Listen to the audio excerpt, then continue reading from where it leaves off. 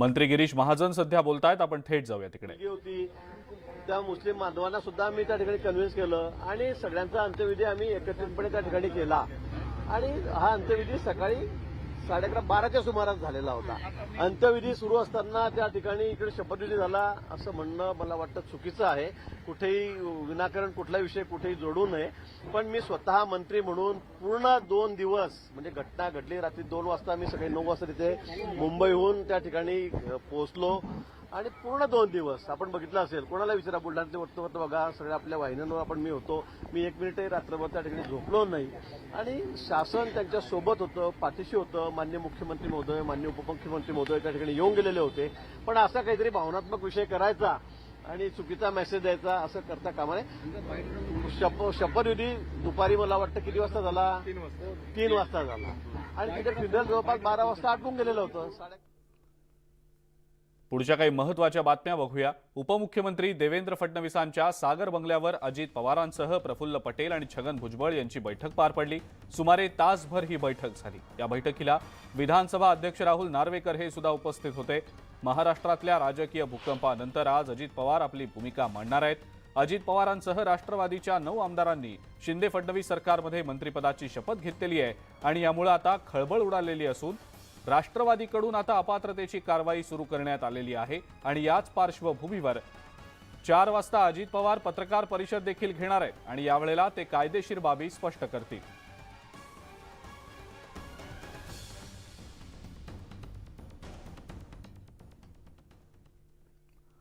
देवगिरी बंगल्यावर अजित पवारांची राष्ट्रवादीच्या नवनिर्वाचित मंत्र्यांसोबत बैठक पार पडली आणि या बैठकीला राष्ट्रवादीचे सगळे मंत्री उपस्थित होते। या बैठकीत मंत्र्यांच्या खातेवाटपाबाबत चर्चा झाल्याची माहिती मिळतेय। आमदार अनिल पाटील यांची अजित पवार गटाचे मुख्य प्रतोद म्हणून नियुक्ती सुद्धा करण्यात आलेली आहे। अनिल पाटील हे राष्ट्रवादी काँग्रेसचे आधीचे प्रतोद होते, तर दुसरीकडे अजित पवार गटाचं नवं पोस्टर येणार असल्याचं देखील समजतंय। या पोस्टरवर प्रफुल्ल पटेल, अजित पवार, छगन भुजबळ आणि तटकर यांचा फोटो असेल। अजित पवार गटाच्या या बॅनरवर शरद पवारांना स्थान देण्यात येणार आहे, मात्र या बॅनरवर सुप्रिया सुळे आणि जयंत पाटील यांना स्थान नसेल।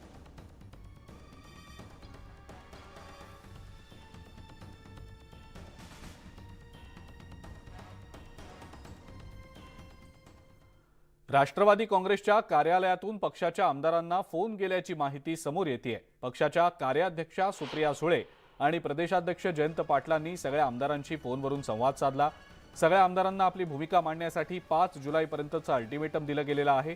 त्यानंतर पक्षाशी विपरीत भूमिका घेणाऱ्यांवर कारवाई केली जाणार असल्याचं समजतंय। 5 जुलाई को सभा रखी है और हमें पूरी उम्मीद है कि महाराष्ट्र की रैंक 1 फाइल जो है वो शरद पवार जी के साथ खड़ी रहेगी। सुप्रिया सुळे आणि जयंत पाटील यांना स्थान दिलं जाणार नाहीये या सगळ्या बॅनर्सवर, होर्डिंग्सवर, पोस्टर्सवर हे समजतंय। आणि तत्पूर्वी आणखी एक ब्रेकिंग न्यूज आपल्यापर्यंत येतेय, ती म्हणजे आता उद्या राज्य मंत्रिमंडळाची बैठक आहे आणि अजित पवार यांच्या शपथविधीनंतर आता ही पहिलीच बैठक पार पडणार आहे।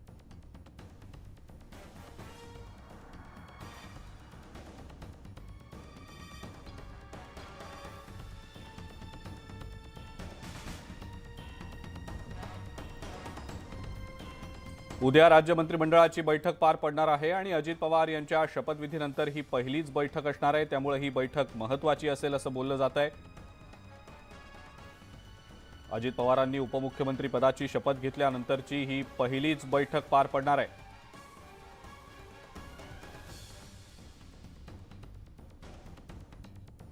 अत्यंत महत्त्वाची ही राजकीय घडामोड। शिंदे फडणवीस सरकारमध्ये अजित पवार आणि राष्ट्रवादी काँग्रेसच्या 9 आमदारांनी शपथ घेतल्यानंतर आता ही राज्य मंत्रिमंडळाची बैठक होण्याची शक्यता आहे आणि शपथविधीनंतर ही पहिलीच बैठक होणार आहे, त्यामुळे ही बैठक अत्यंत महत्त्वाची मानली जाते।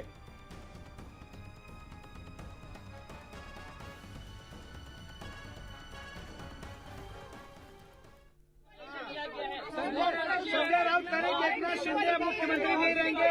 चैलेंज दिया गया है, उसको कैसे देखा है? पवार का सदस्यता पर मुख्यमंत्री से चैलेंज दिया गया है। अभी अगर संजय राउत जी अगर सुप्रीम कोर्ट के भी ऊपर हो गए तो ये बता सकते हैं कि वो नहीं रहेंगे, ये नहीं रहेंगे। अभी संजय राउत की तो हालत इतनी पतली हो गई कि मुझे उनके बारे में क्या बोलना यही समझ में नहीं आ रहा। अभी उनको बोलने के लिए भी है, देखो उन्होंने पहले तो शिवसेना का बैंड बजा दिया, उसके बाद में अभी राष्ट्रवादी का बैंड भी उन्होंने बजा दिया, क्योंकि उनके कहने पे ही शरद पवार साहब चल रहे थे, मुझे ऐसे लग रहा है। उनके कहने से ही सब शिवसेना में भी इतना डिस्प्यूट खड़ा हो गया। मुझे लगता है अब किसका किसका घर तोड़ोगे, अभी कांग्रेस तरफ मत जाओ, नहीं तो वो भी छोड़कर आ जाएंगे उनके वजह से।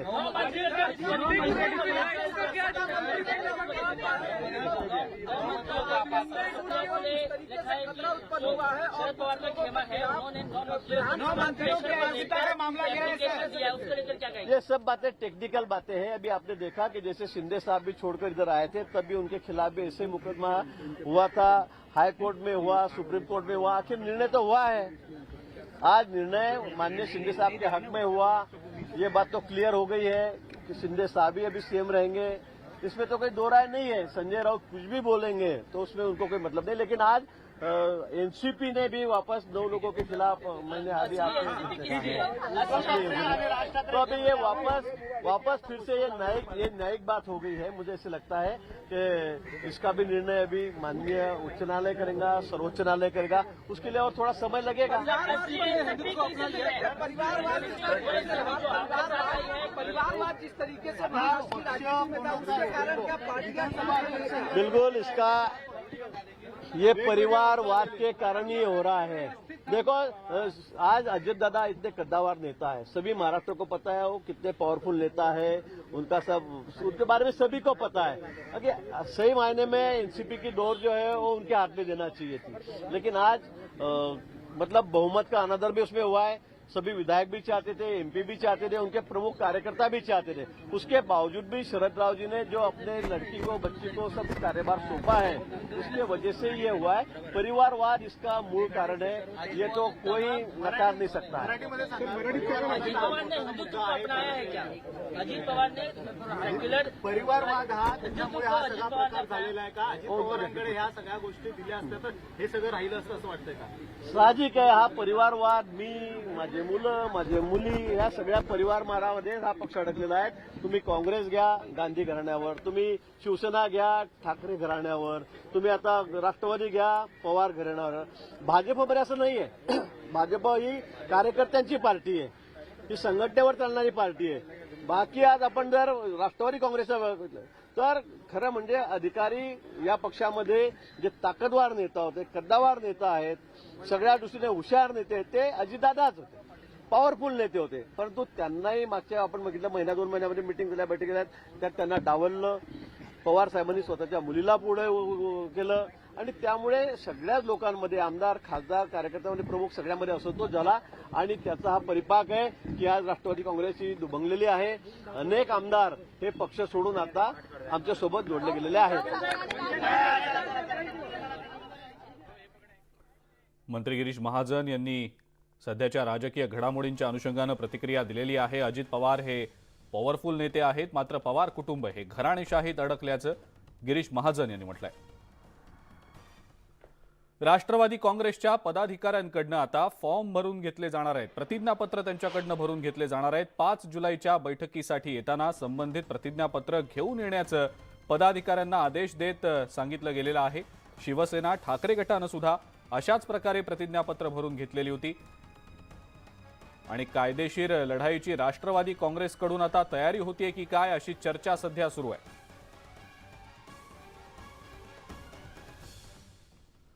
आणखीन एक महत्त्वाची मोठी बातमी यानंतरची आपण बघूया। अजित पवारांनी काल मंत्रिपदाची शपथ घेतली आणि अजित पवार यांच्या सोबत राष्ट्रवादीच्या इतर 8 नेत्यांनी सुद्धा मंत्रिपदाची शपथ घेतली। मात्र आता अजित पवारांसोबत ज्या नेत्यांनी मंत्रिपदाची शपथ घेतली आहे ते मंत्री शरद पवार यांच्याकडे भेटीसाठी वेळ मागणार असल्याची माहिती सूत्रांकडून मिळतेय। पवारांनी वेळ दिल्यास भेट घेणार असल्याचं या मंत्र्यांकडून सांगण्यात आल्याचं समोर येत आहे। आता शरद पवार यावर काय निर्णय घेतात हे पाहणं महत्त्वाचं ठरेल।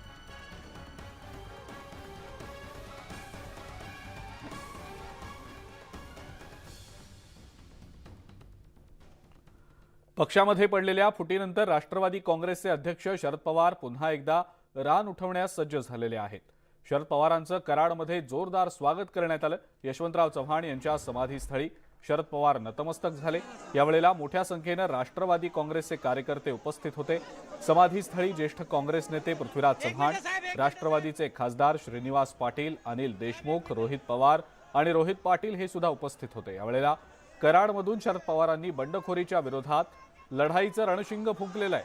अजित पवारांच्या बंडानंतर शेकडो कार्यकर्त्यांनी जोरदार शक्तीप्रदर्शन करत घोषणाबाजी देखील केली आहे.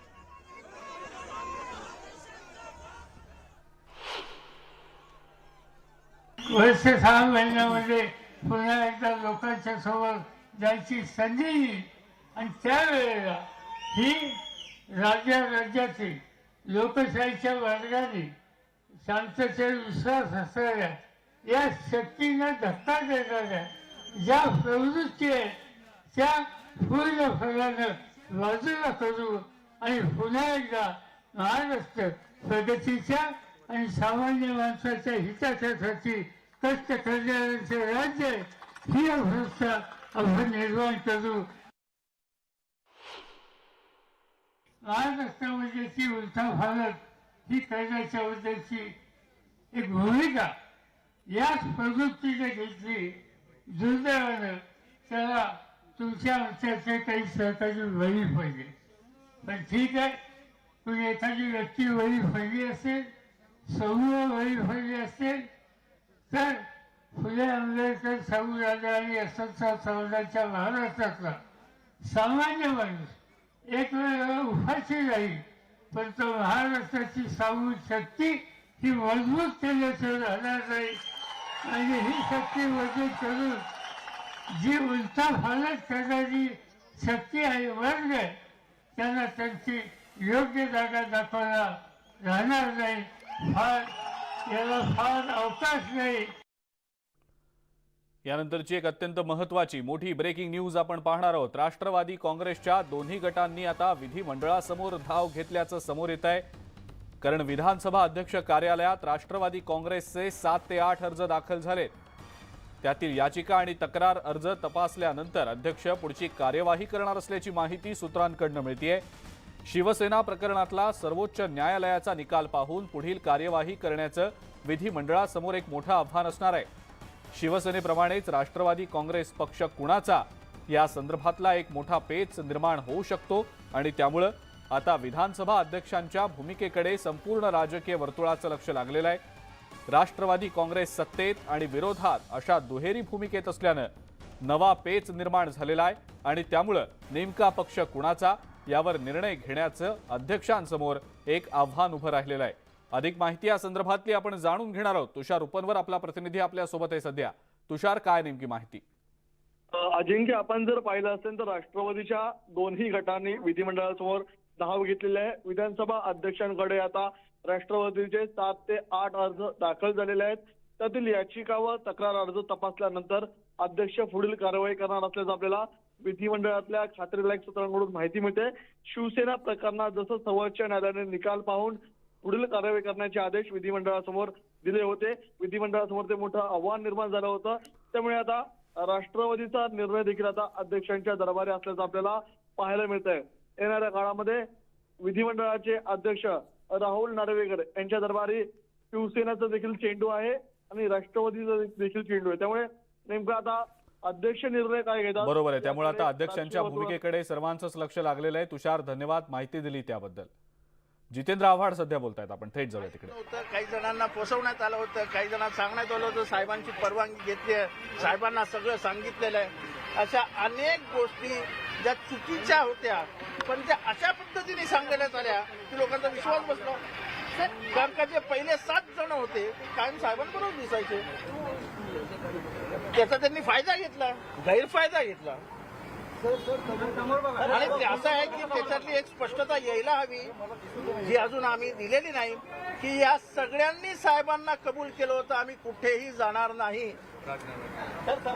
जेव्हा राजीनामा झाला, जेव्हा चर्चा सुरू झाला, या सगळ्यांनी कबूल केलं होतं. आणि खाली करून मी प्रफुल्ल पटेलांचं नाव घेईन, कारण मला साहेबांनी सांगितलेलं की प्रफुल्ल मला येऊन सांगून गेलाय की साहेब मी तुम्हाला सोडून कधीच कुठे जाणार नाही. त्याच्यामुळे हे फसवणुकीचाच प्रकार आहे. आणि मला वाईट या गोष्टीचं वाटतं की 80 वर्षाच्या बापाला यांनी तुम्हाला 20व्या वर्षी हाताला धरून राजकारणात आणलं, पुढे चालवलं. त्याला तुम्ही खोटं बोलून फसवून गेलात. ही महाराष्ट्राची संस्कृती नाही. वार करायचा, समोर नाही यायचा वार करायचा. शरद पवारांनी वारही झेलला असता. पण तुम्ही जो सुरा खुपसलाय तो कोणालाही महाराष्ट्रात सहन होणार नाही.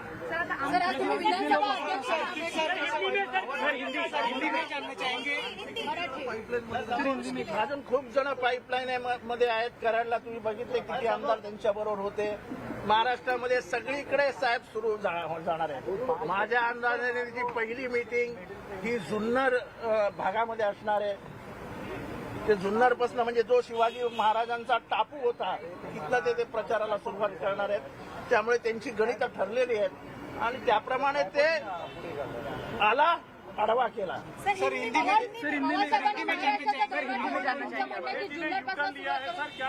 महाराष्ट्राचा दौरा आता ठरवत आहेत, पण माझ्या अंदाजाने पहिला जुन्नरपासूनच सुरू. सर, आज तुम्ही विधानसभा अध्यक्षांना भेटणार आहेत, काय पुन्हा एकदा मागणी करण्याची चर्चा? आमचं डिस्क्वालिफिकेशन पिटिशन गेलेले आहेत. त्याच्या बाबतीत काय कधी भेटणार, कधी चर्चा होणार, कधी त्याच्यावरती तुम्ही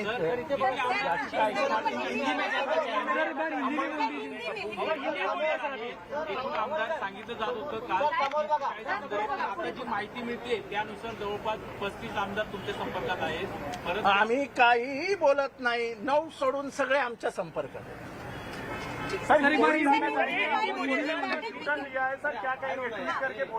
किसी ने यू टर्न नहीं लिया है. वो पहले से सांप के साथी था, आज भी वो सांप के साथी है. सांप का साथी है वो. उसने कहा है कि मैं साहिबान सोबतच आहे. लेकिन वो शपथ विधि पे कल थे ऐसे कई लोग थे जो शपथ विधि में थे. उनको गुमराह करके लेके गए थे, कुछ अलग बताया था. लोग कभी कभी फंस जाते हैं, अनजान होते हैं, भोले होते हैं. सर, अभी और कुछ लोग वापस आ सकते हैं और बहुत लोग वापस आ रहे हैं. अब तो देखते तो जाइए. अमोल कोल्हेंनी आता प्रतिक्रिया दिली आहे. त्यामध्ये ते म्हणाले की मला काहीच माहित नव्हतं. थेट मला शपथविधीला नेलं. तर कोणी केलंय? अजित पवार यांचा प्लॅन होता की देवेंद्र फडणवीसांचा प्लॅन होता हे बाजूला करण्याचा? असा प्लॅन कोणाचा होता त्याच्याशी आम्हाला काय घेणं देणं. कोणातरी सांगायचं ना, सरळ ठरलेलं आहे, साहेबांना सांगितलेलं आहे, असं कानात सांगायचं आणि गाडीत बसवायचं. त्याला काय सोपं काम आहे. आता मला जरी कोणी बाहेर बोलवलं, चल ना जाऊ ताजला जेवायला, मला पण भूक लागली आहे, मी जाईन ताजला जेवायला. नंतर कळलं अरे बिल तर समोरच्यानी भरलंय, तर लफडं होतं. अमोल कोल्हे ने जिस तरह से ट्वीट किया है, क्या कहना चाहेंगे? उसमें ट्वीट में उनका अपनापन दिखाई देता है. वो प्यार से किसके साथ है वो दिखाई देता है. और उसने स्पष्ट कर दिया है कि मैं पवार साहब के साथ हूँ. लेकिन वो शपथ विधि के टाइम अरे शपथ विधि के लिए तो तुमको ऐसा हाथ घुमा के कोई भी ले जा सकते ना. चलना मेरे गाड़ी में बैठना यार, तो चले गए. सर, स्पीकर महोदय से मिलेंगे आप लोग? अभी आपने सुबह कहा था कि आप लोग जयंत पाटिल जी से चर्चा करेंगे और जाकर उनसे मिलेंगे. जाएंगे. आप लोगों ने अपना लेटर भी दिया है, अपना स्टैंड हमने अपना पॉलिटिकल स्टैंड क्लियर कर दिया है. हमने हमारा लीगल स्टैंड क्लियर कर दिया है. हम हमारी तरीके से, हमारे जो पवार साहब वक्त वक्त पे बता रहे हैं कि क्या करना है आगे, वो हमको जयंत पाटिल बताते हैं, उसके मुताबिक हम आगे बढ़ते हैं. स्पीकर अभी गए थे उनसे सागर बंगले में मिलने के लिए, देवेंद्र फडणवीस से. वहाँ पे अजीत दादा पवार भी थे, छगन भुजबल भी थे. देखो ऐसा है, मैं आपको एक बात बताता हूँ. मैंने बहुत स्पीकर्स की चाल रीति देखी. स्पीकर कभी उठ के किसी के घर पे गया, ये महाराष्ट्र के राजनीति में नहीं होता है. Speaker is a non biased, non political person who is the chief of the assembly. He should behave non biased. If he goes to a bungalow which a political bungalow with all this political happenings, means that his views will be pressurized. He will act bias.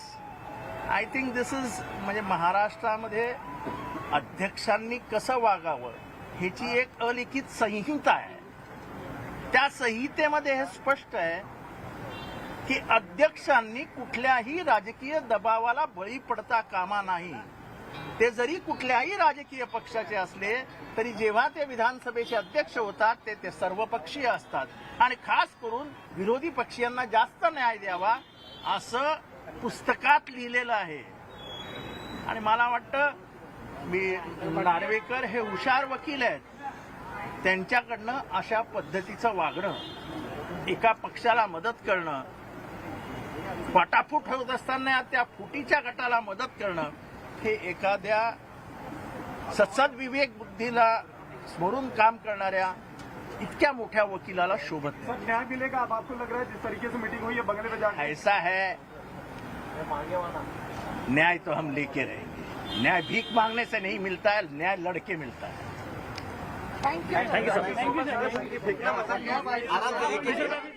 आमच्या पद्धतीने आम्ही आता लढाई सुरू केलेली आहे असं जितेंद्र आव्हाड यांनी म्हटलेलं आहे. आणि या व्यतिरिक्त विधानसभा अध्यक्षांवर आता महत्त्वाची जबाबदारी आहे. मात्र ते कुठल्याही बंगल्यावर कधी चर्चेसाठी गेल्याचं याआधी घडलेलं नाही. त्यामुळे त्यांच्या निर्णयांवर कदाचित दबाव असू शकतो अशी एक शक्यता देखील जितेंद्र आव्हाड यांनी व्यक्त केलेली आहे. आणि यानंतरची आणखीन एक ब्रेकिंग न्यूज आपण बघणार आहोत. अमोल कोल्हे यांनी शरद पवार यांच्या सोबतच असल्याच्या अनुषंगाने एक ट्विट केलेलं आहे. मी साहेबांसोबत असं म्हणत त्यांनी ट्विट केलंय. काल अजित पवारांसोबत अमोल कोल्हे उपस्थित होते. शपथविधी सोहळ्याला अमोल कोल्हे उपस्थित असल्याचं आपण पाहिलेलं होतं. आपल्या ट्विटमध्ये अमोल कोल्हे म्हणतायत, जब दिल और दिमाग में जंग हो तो दिल की सुनो, शायद दिमाग कभी कभी नैतिकता भूल जाता है पर दिल कभी नहीं. आणि हॅशटॅग मी साहेबांसोबत असं अमोल कोल्हे यांनी ट्विट केलेलं आहे.